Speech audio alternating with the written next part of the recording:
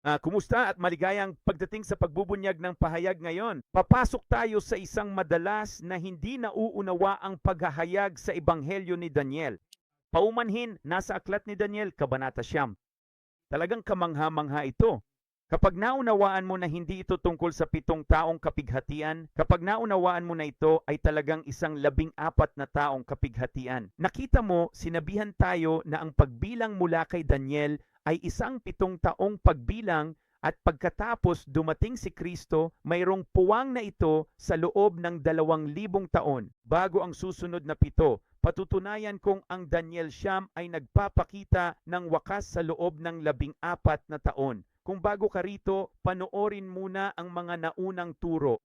Iniisip nating ang katapusan ay isang panahong 14 na taon. Hindi lang ito sa Mateo, kundi sa Lucas at Marcos din, kung saan ang unay nahuhuli at ang huli nauuna sa mga sinoptikong ebanghelyo.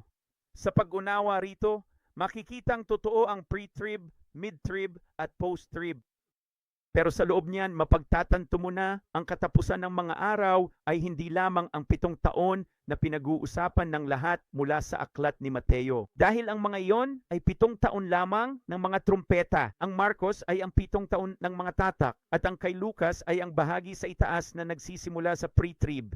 At hayaan ninyong ipakita ko sa inyo ang isang propetikong larawan nito, isang tipolohiyang hinabi sa lumang tipan at bagong tipan na naghahayag ng mga bagay na ito para sa katapusan ng mga araw. Kita mo sa isang hari 6 at kung hindi ko babanggitin kung anong kabanata ako naroroon, tumingin ka lang sa kanan, sabi doon, sa ika-4 na taon na nangangahulugang 3 taon at pagbabago, ha?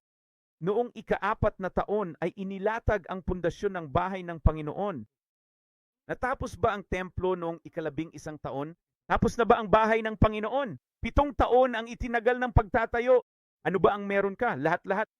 Meron kang larawan na humigit kumulang 10 at kalahating taon. Sa ika-11 taon, ang ibig sabihin ay 10 taon at X bilang ng mga buwan. Sige, hindi ako naniniwala sa propesya na ito ay konektado sa buwan ng Ziph at sa buwan ng Bull. Sa mga huling araw, yan mismo ang nangyari sa lumang tipan. Ngunit nakakakuha tayo ng isang propetikong larawan tungkol sa pagtatapos ng templong ito noong ika-11 taon. Ngayon, panoorin kung ano ang mangyayari kapag pumunta ka sa mga awit 90 at 10. Sinasabi nito na ang mga araw ng aming mga taon ay 70 at kung dahil sa kalakasan ay 80, iyan ay 10 taon pa. Ang lakas ba nila?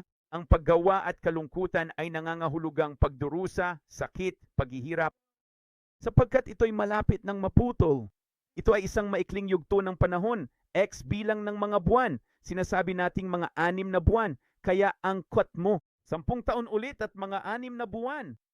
Kaya nasa ika-11 taon ka na nito sa pamamagitan ng X bilang ng mga buwan.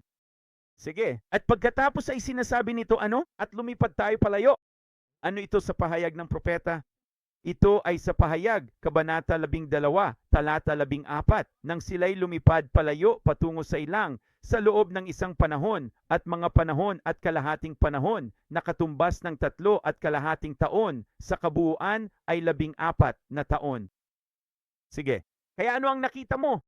Ang parehong tinatayang 10 at kalahating taon na pagtatapos gaya ng nakita mo sa muling pagtatayo ng templo. Ngayon, tingnan natin ang Daniel Kabanata 9. Ang 70 linggo ay 77 ng mga taon at makukuha mo ang bilang kung kailan dumating si Kristo mula sa utos na muling itayo ang templo sa lumang tipan. Hindi ako sumasang-ayon dyan. Ang sinasabi ko ay bilang iyon hanggang sa unang beses na dumating siya. Ngunit ang hindi napapansin ng mga tao ay ang 70 linggo ay hindi lamang pagpaparami ng mga taon. Nangangahulugan din ito ng kapistahan ng mga linggo. Kaya marisoing maging 7 taon. 7 taon. Maaring ito ay 7 araw sa isang linggo, ngunit ito rin ay kapistahan ng mga linggo na nangangahulugang ang Daniel Kabanata 9 ay nagsasabi ng 70 kapistahan ng mga linggo. Alin ang 70 taon mula sa talaan sa kapistahan ng mga linggo? Ngayon, panoorin ang mangyayari. Ito ang hindi napapansin ng lahat sa pagbubunyag kung paano nila ito sinusubukang unawain. Sa darating na panahon, Sa bersikulo 25, sinasabing hindi, kaya't unawain mo na mula sa paglabas ng utos na isauli at itayo ang Jerusalem hanggang sa Mesyas, ang prinsipe ay magiging 7 linggo. Kaya kung ang 70 linggo ay 70 taon mula sa kapistahan ng mga linggo hanggang sa kapistahan ng mga linggo, ano ang tinitingnan natin? Ang templo ay malinaw naman, o hindi ang templo, pasensya na, ang Jerusalem. Sinalakay at winasak. Bueno, 8 taon na naming inilalahad yan sa aming pangunahing channel sa ministry na sa pagtatapos ng ika-50 siglo, nang magsimula ang 14 na taon, ang Jerusalem ay sinalakay at winasak. At saka ano na ang mangyayari? Magkakaroon ng isang utos na magpapahintulot sa kanila na bumalik at magsimulang magtayo muli. At sa unang 7 taon ng mga tatak, ang pundasyon lamang ng templo ang kanilang muling itatayo. Dahil sa kaguluhang kaakibat ng halimaw, kapag nagpakita siya, ngunit ngayon, abangan ang mangyayari. Narito ang iyong 7 linggo bilang 7 taon. Ano ang nangyari sa loob ng 7 taon na ito? Kinakatawan nila ang 7 taon ng mga tatak at ang pundasyong inilatag, at saka tingnan mo kung ano ang mangyayari. Kuwitat. Ano itong kuwitat? Ang ibig sabihin nito ay hiwalay at bilang karagdagan sa, at ito ay 3 puntos at 2 linggo. Walang kuwit na nangangahulugang ang 2 ito ay pinagsama ng sabay. And then in Wawektinati, 2 linggong katumbas ng 2 taon mula pista ng mga linggo. Ano ang 3 iskor na to? Ibig sabihin ay 6 na po. Yun ay yung mga aktwal na pisikal na linggo. Tulad ng 7 araw sa isang linggo, ang 6 na po sa mga ito ay 1 taon at 10 araw. Kaya ano ang patawad, 1 taon at 2 buwan. Kaya ano ang mayroon ka? Mayroon kang 10 taon at halos 2 buwan. Ano ba ang sinasabi natin? Sa ika-11 taon, 10 taon at X bilang ng mga buwan, na sa pangkalahatan ay sinasabi nating humigit kumulang 10 at kalahating taon. Sinasabi nito sa atin ng 10 taon. Mga 2 buwan, nakita mo ba kung ano ang nangyari nung unang 7 buwan? Bueno, sinabi lang nito sa atin sa unang hari 6 na naitatag na ang pundasyon. Kaya ngayon, ano ang mangyayari sa unang kalahati ng mga paghatol ng trumpeta sa ikalawang 7 taon ng 14 na taon? Ang ikalawang 7 paghatol ng trumpeta, ayon dito, ang siyang magiging unang 3 taon. Sa loob ng halos 2 buwan, sinasabing muling itatayo ang kalye at ang pader kahit na minsan ay dumaranas ng problema. Bueno, kasama rin dyan ang templo at panoorin kung ano ang mangyayari. Talata 20, pagkatapos ng 302 linggo, ang Mesiyas ay puputulin. Ibig sabihin, narito na siya mula sa dulo ng mga tatak, gaya ng turo natin sa kanyang pagdating para sa malaking karamihan sa bundok Siyon na kanyang inihanda.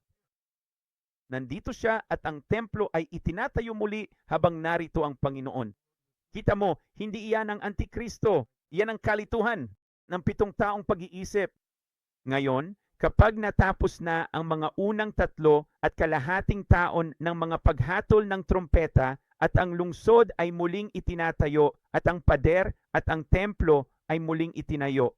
Sa pundasyong inilatag noong mga pagtatatak, mapuputol ang Mesyas. Bueno, ano ang nabasa natin sa mga awit 90 at 10? Sa edad ng mga 10 at kalahating taon, nagkaroon ng cut-off at pagkatapos ay mayroong paglipad palayo patungo sa ilang. Bueno, iyan mismo ang makikita natin dahil sinasabi nga nito, pero hindi para sa kanya. Ngunit ang bayan ng prinsipeng darating ay wawasakin ang lungsod sa santuwaryo at ang wakas nito ay sa pamamagitan ng isang baha. At hanggang sa katapusan ng digmaan, ang mga kagibaan ay nakatakda. Kaya sa puntong ito, mga 10 taon at kalahati na tayo at gaano nakatagal ang digmaang ito. At sa anong punto na ang baha ay nasa cut-off na ito? Bueno, panoorin ito sa Mateo Kabanata 24, versikulo 15 sa diskurso ni Mateo. Ito ang kasuklam-suklam na nagdudulot ng pagkasira. Tumayo sa banal na lugar. Ito ay kung kailan nabuksan na ang hukay at lumabas na ang anak ng kapahamakan. Makikita natin ito sa pahayag 17. Sa talata 8 sinasabing ang mga hayop na iyong nakita ay ito. Nung nandito siya para sa ikalawang kalahati ng mga seal, natalo siya sa pagtatapos ng mga seal. Kaya wala siya sa unang kalahati ng mga trumpeta. At aahon mula sa hukay na walang hanggan at patungo sa kapahamakan. Ganito rin ang nangyari mga 10 taon at kalahati matapos maitayo ang templo. Ibinigay na ang susi sa hukay na walang hanggan at siya'y lumalabas mula sa hukay. At nakikita natin na sa ikalimang trumpeta, nang patunugin ng anghel ang ikalimang trumpeta, ang susi sa walang hanggang hukay ay ibinigay. At sino ang lalapit? Ngunit ang anak ng kapahamakan sa kalagitnaan ng mga trompeta, humigit kumulang 10 taon at kalahati at sinasabi nito kung sino ang kanyang sasalungatin at itataas ang kanyang sarili. Higit sa lahat ang tinatawag na Diyos o ang sinasamba kung kaya't siya ay nakaupo sa templo ng Diyos na ipinakikita ang kanyang sarili na siya ay Diyos. Kita mo, ang templo ay muling itinayo upang makapasok siya rito at natapos ito ng mga 10 taon at kalahati sa ika-11 taon.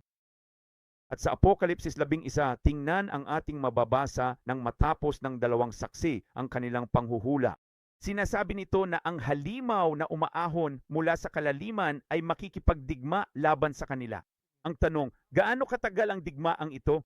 At karamihan ay hindi pa nauunawaan. Iniisip nila na ito ay isang agarang bagay lamang. Ang sagot ay 2.5 taon talaga. Pasensya na at ipapakita ko na lang sa iyo. Kapag natapos na nila ang Apokalipsis Kabanata 12, sila ay 1,260 araw nang nanghuhula. Itinaboy ni Miguel at ng kaniyang mga anghel ang diablo at ang kaniyang mga anghel at sila ay itinapon sa lupa. Kasabay nito ang pagtunog ng ika-5 trumpeta kung kailan ibinigay ang susi sa kalaliman. Kaya si Satanas ay itinapon pababa. Bukas ang hukay. At ang bulaang propeta ay kasama na rin nilang muli. At tingnan mo kung ano ang mangyayari. Tandaan, nakita natin sa Daniel 9:26 na sa loob ng 10.5 taon, ang Mesiyas ay pinutol at nagkaroon ng baha. At hanggang sa katapusan ng digmaan, ito ang digmaang magaganap laban sa 2 saksi. At saka mayroon ding punto na siyang baha. Panoorin kung ano ang mangyayari. Sa Pahayag Kabanata 12, versikulo 14, kapag si Satanas ay inihagis na pababa at ang hukay ay nabuksan na, sinasabi nito. Sa versikulo 14, binigyan ng babae ng mga pakpak ng malaking agila upang makalipad patungo sa ilang, sa lugar kung saan siya inaalagaan sa loob ng isang panahon, mga panahon at kalahating panahon.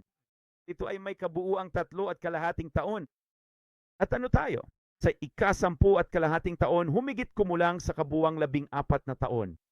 At ano ang mangyayari?